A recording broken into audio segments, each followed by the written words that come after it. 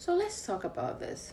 Gina Chumisi here, your favorite psych nurse practitioner, where on this internet street I make it okay for you to not be okay on some of those days. Give yourself so much grace. Adulting is not easy. And I also help you get out of, should I go, should I stay, should I go, should I stay? This relationship ain't working. Do I have the power to walk away? What my power looks like? Am I financially ready? Emotionally ready? Do I have community? Do you have support? Therapy, all those things. Elevate, continue to heal, elevate, and live a holistic life. In today's video, we're talking about, are women over 35 truly damaged goods? I want to share a video of a man talking about this, and my eyes were like side-eye, dusty. What do you think? How about men over 40? Midlife crisis for men? Are they damaged good or Maybe you and one or two other women, right? I'm not attracted to no women over 35 years old. You're not? No. Well, honey, I know you are attracted to me, honey. But y'all standards are too high. Y'all are too emotional. Y'all are damaged good from past I am not relationship. damaged.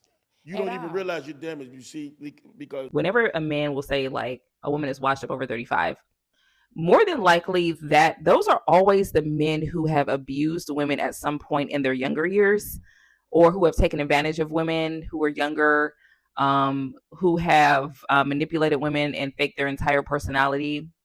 And then when they're done using and abusing this young girl, and 10 years later, she grows up and now she's over 35, now he's calling her damaged goods when he was technically the one who contributed to her being damaged. But they don't want to mention that part of it. Like they want to leave that part out. You contributed to damaging a lot of women, because Trick Daddy, why do you think you call yourself Trick Daddy? Right? So you contributed to that shit. And then you want to shame them when they get older, when they no longer take your bullshit, because they've already learned not to take your bullshit. They already learned from their mistakes. So now you're considering them to be washed up. But really what it is, oh, well, I'm no longer able to take advantage of you. So now I'm not attracted to you. That's really what he really wants to say. He doesn't actually want to say that, but that's really what he means. And any guy that says that a woman is washed up after 35, that's exactly what he means. Are women over 35 damaged good? Absolutely not. Are women over 35 who are single mothers damaged good? Absolutely not. There are a lot of women who are in marriages for the sake of being married, or status, or in their heads some type of an achievement, but the marriage is sideways. They are silenced. They are not emotionally connected physically. A lot of times that man might be sleeping in a whole complete room. No date nights, no foreplay. If anything, those men sometimes might be struggling with ED, so it's like they just do it because of fear, the shame and the guilt that comes with separation or divorce. So they stay, or sometimes stay also because of their ego and or because of money. But it's not an age thing. Then you do it. You give up your independence. You quit your job. You stay at home. You lay on your back. You do those things and let me know how that works out. Let me know how happy you are. Give up all your money. Give up all your freedom. Give up all your choice, all your decisions. You do it. And then tell me how that works out. Tell me how you feel. And then we'll circle back. At the end of the day, being in relationship is awesome. Being in community while you're in relationship, marriage, long-term, whatever, it's like food to your nervous system. It settles you because you can co-regulate with that person. But what you have to realize is, while you're in it, don't lose yourself while you're in it. A lot of men out there, this is what is common out there. They're not raised in a socialized in a household where they have to build up that skill from childhood till they're older of different ranges of emotions outside of anger. I've seen this in practice all the time. When I see my patients who are going through it, which is leading them a lot of anxiety, depression, restlessness. But the key is to center yourself. Make sure you're not losing yourself within that relationship, because men think differently than we do. What would be the best advice you would give to a man that's dating a hyper independent woman? For me, leave her. Like, think about it in reverse, ladies. If you had a hyper dependent man, would that turn you on? Probably not as a woman, because you're looking for a leader and all those things. Well, as a man, I'm not looking for a hyper independent woman. I need to feel needed. I'm sorry. So if you don't need me, you got to leave me. I hear you, SD, saying leave, and that's cool. That's you. I respect that. But there are some men who are willing to say, you know what? I see past that. I see past that hard shell and that hard exterior. If you don't have the capacity, go on about your business. But if you do have the capacity, the one thing that we lack in this narcissistic, selfish society is grace. It is lacking. You ain't perfect neither. Yeah. And if we really want to talk about it, y'all talk about hyper independence in a woman, but what about dependence in a man who's been enabled by his mama for so long, and we give compassion and we stay there? That's why I don't like this side of the conversation, because what we do as women is give a lot more grace to men than what we get, when a lot of time the burden is placed on us. We are constantly navigating spaces. We constantly hear what society tells us that we have to do. We constantly have to deal with our siblings and our children and our parents, because a lot of times when our parents and stuff get sick, it's not the boys that they go to, it's the girls that they go to. And so we have all of this weight and all of this burden that we carry on us, and we constantly have to be reinforced with these beliefs that we have to be strong and we have to take care of everything. So yes, for a moment, y'all can show up and at least see past that exterior, and at least try to see beyond what y'all see outside, to look and say, dang, okay, I do want to love her beyond how I just see this in this moment.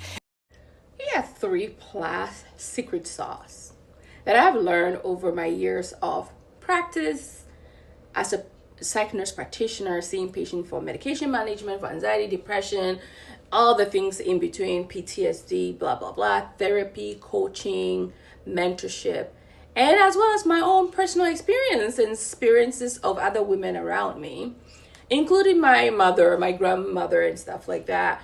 It's super key to decenter men and to unlearn some of the things that was bestowed upon us as the girl child, in regards to once you're birthed and your whatever age, you start being prepared for marriage. You have to be marriage material. And truly, most men, when you say, oh, you have marriage material, you need to consider that relationship going to be in a limbo where you're going to be like, should I stay, should I go? Because everything just defaults back to you. There's such a thing as the motherhood penalty, where you're sacrificing your finances, your goals, your careers for the sake of that marriage, making it super easy and comfortable for that man.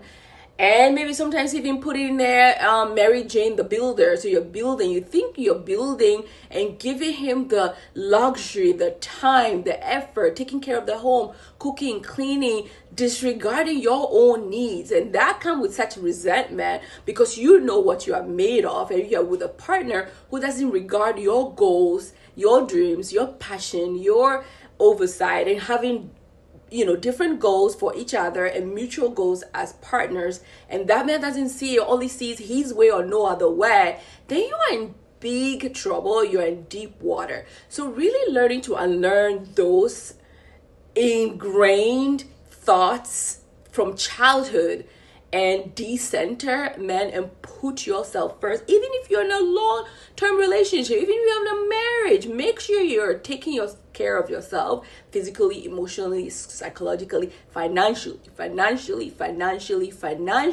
because that gives you legwork, gives you power.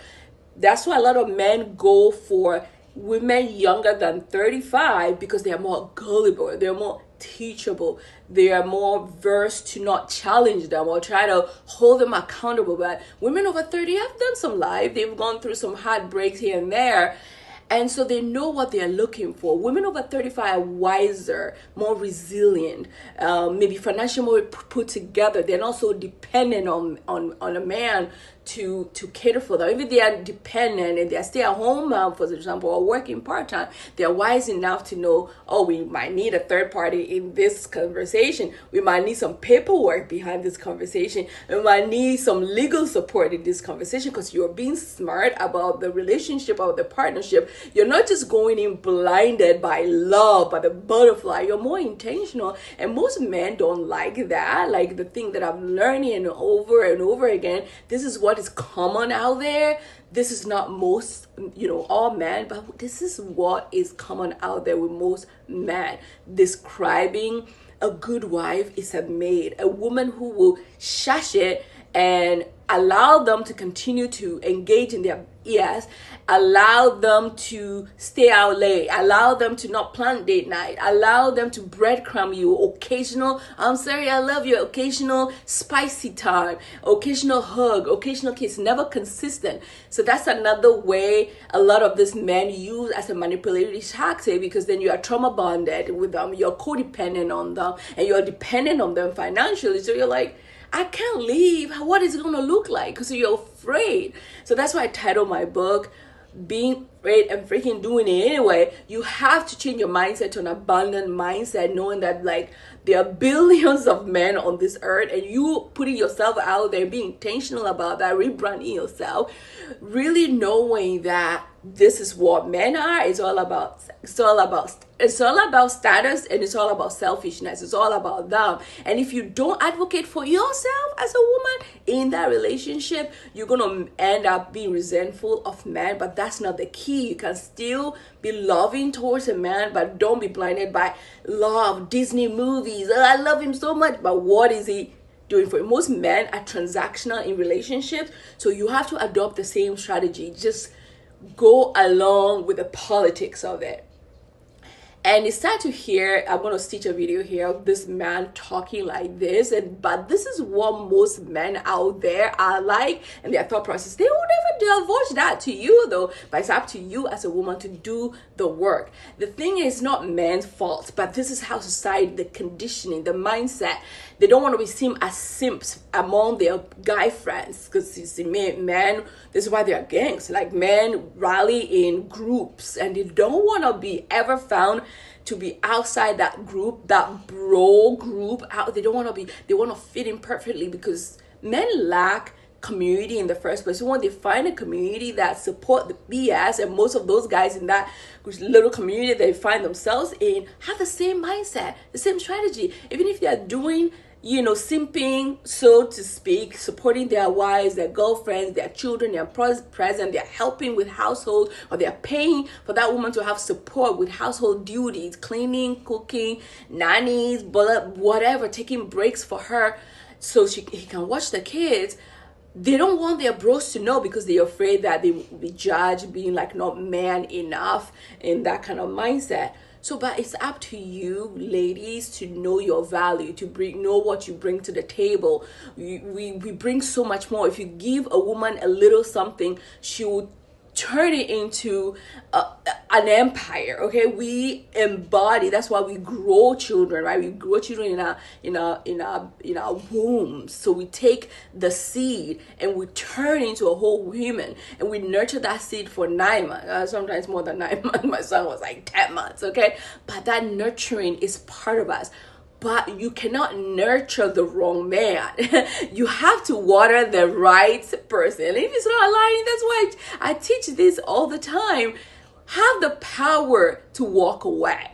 Because a lot of these men, because of societal conditioning, how they grow up seeing their fathers, their grandfathers, their uncles, their friends do it, they want to align with the same thing. God forbid, they don't want to ever be seen as simps. Like, no, the bro code is bro coding. And you called his friend to say, oh, Kweku is not treating me well.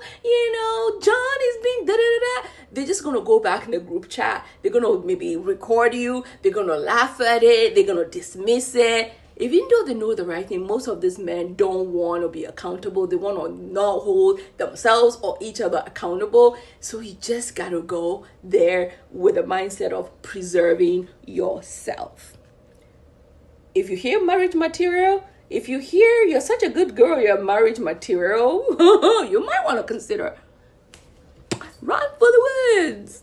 I'll come back for more. Yeah, I'm not trying to brag about it, but I'm always used to girls. I hung around Ebony and all the flyest girls in the world. Like, Ebony had to fly.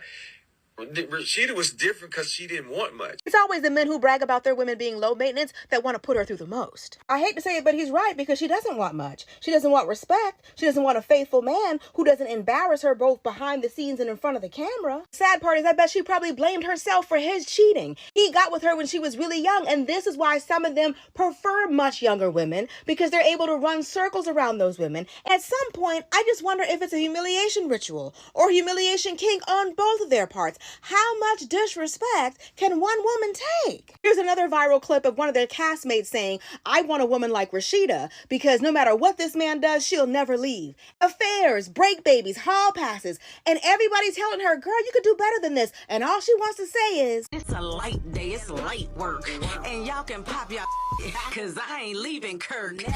We know Rashida, but so does he. And that's why he keeps disrespecting you every chance he gets. You are currently raising your husband's child that he had with another woman and dealing with baby mama drama, but he still doesn't talk about you with any respect. He still says, I used to hang around the flyers, but she was different. I just wish that man would ride for you as hard as you ride for him.